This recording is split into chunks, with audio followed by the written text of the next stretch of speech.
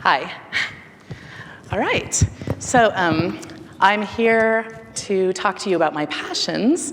And when I was asked, what is your passion in teaching, the first thing that came to mind was a little bit embarrassing, but I'm going to share it with you, my new 190 best friends.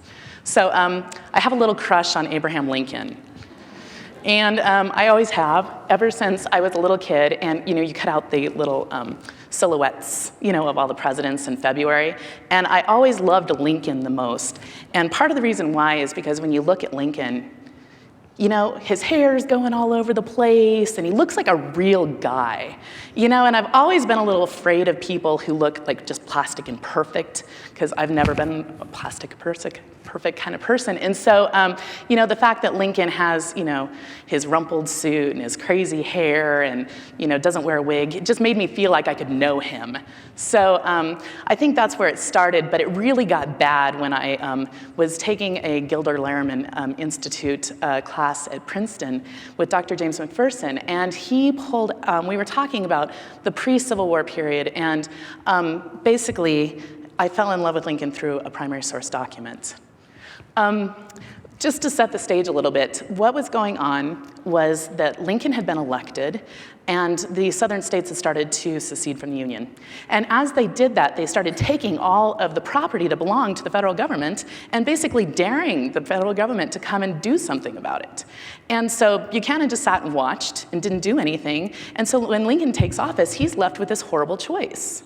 If you go in and stop them from taking the guns and ammunition they're going to use against you, then you look like the aggressor. And those border states that hadn't seceded yet, hadn't decided which way they were going to go, then you look like the bad guy, and they're not going to stay with you.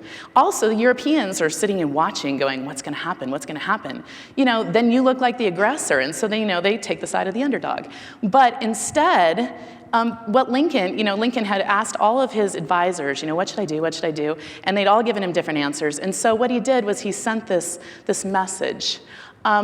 And as you can see, basically what he's saying is that he's going to just take a humanitarian mission to the fort to resupply Fort Sumter with food and provisions, not doing anything crazy, but he made this statement go with a personal messenger, so it was really serious. And at the same time, he's amassing this huge fleet of warships in New York Harbor. And so basically, with this one document, he changed the whole course of history. Now, all of a sudden, the Southern governor is on the defensive saying, what should I do? What should I do?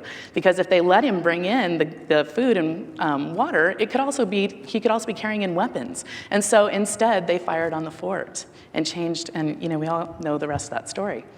So that document made me think how fabulously brilliant, how words can really mean so many different things to so many different people. And the fact that Lincoln had the foresight to be able to put something together that was that nebulous but that pointed, and to really just make people do what he wanted them to do, even though it probably wasn't in their best interest. I was just amazed by his brilliance. And what that made me start thinking is, was this a one-time thing? Did he always do this? Was he just that smart? And so I started going back through, finding all the documents I could find from him, finding the letters that he'd written to his wife, finding all of the things that he'd written just to see.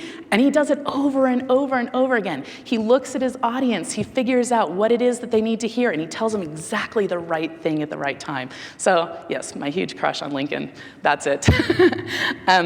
So anyway, I know that probably a lot of people, as I started this journey of exploration into Lincoln, I started finding myself thinking, what would Lincoln do? In every situation where I have, multiple constituencies and I don't know which way to go, yeah, that's my mantra. And, some of you think this is crazy, a little strange. I know my students think that this is a little strange.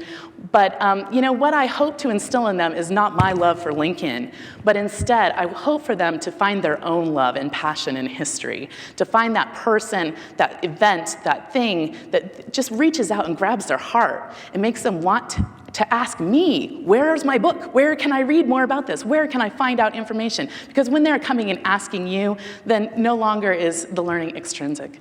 And so this is my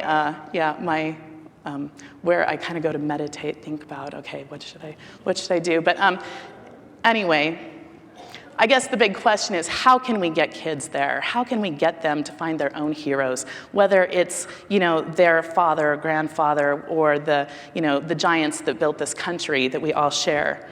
And I think, for me, the answer starts with differentiation. This is the Library of Congress Mentor Advisory Group that I got to take part in this summer. Yes, that's me in the front with 2 broken legs. Nothing can keep me away from my primary sources, okay? But anyway, through this group, we really had a chance to look into some of the answers of how do we get these kids interested. And one of the big things that we used that I think that Kelly showed us earlier was the Stripling model of inquiry. And this is kind of a how-to as a teacher. How do you get kids in to do inquiry learning? And so, starting with the connecting phase where you give them some background or some stimulus, and then having them ask the questions rather than answering your questions so that they can uncover their own passions, their own interest.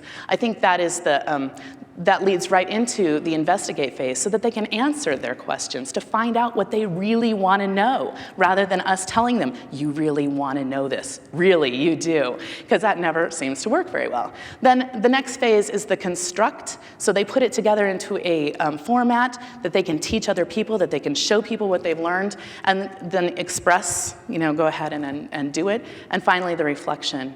So what did you learn from this? And where does that take you further? And the beauty of this model is it's the same model that professional historians use. And so you get to have them thinking as historians rather than being students of history. So if you are interested in things like this, the Library of Congress, Sherry showed us earlier how you can look at the themed resources. And the Civil War is a fabulous place to start because there's something in the Civil War for everyone. Whether you are an environmentalist, whether you love poetry, music, whatever your passion is, you can find a connection in the Civil War. I've never yet found one thing that I couldn't somehow or help a student relate to the Civil War.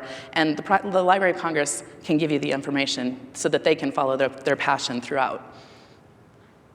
And then again, when I come to things like this, I'm like, okay, well, but how do I do it? How do I do it?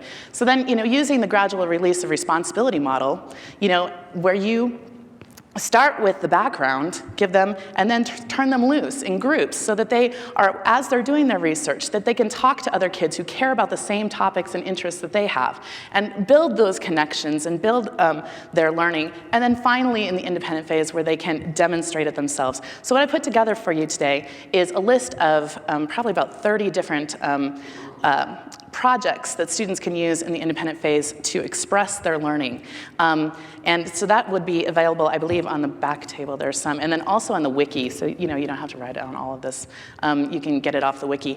But 30 different projects to help kids express themselves in using Gardner's theory of multiple intelligences. So if you are a linguistic kid, being able to express your learning in a way that will demonstrate your strengths rather than having you have a specific model that you have to use that might not be able to show who you really are. So anyway, that kind of brings me back to my friend Lincoln here. I think that what I want to leave you with here is the idea that you never know what somebody's passion is going to be, but that passion and the ability to express it in a way that is meaningful to you as well as to others is what makes our students lifelong learners. And so I'll just leave you with that, and thank you very much.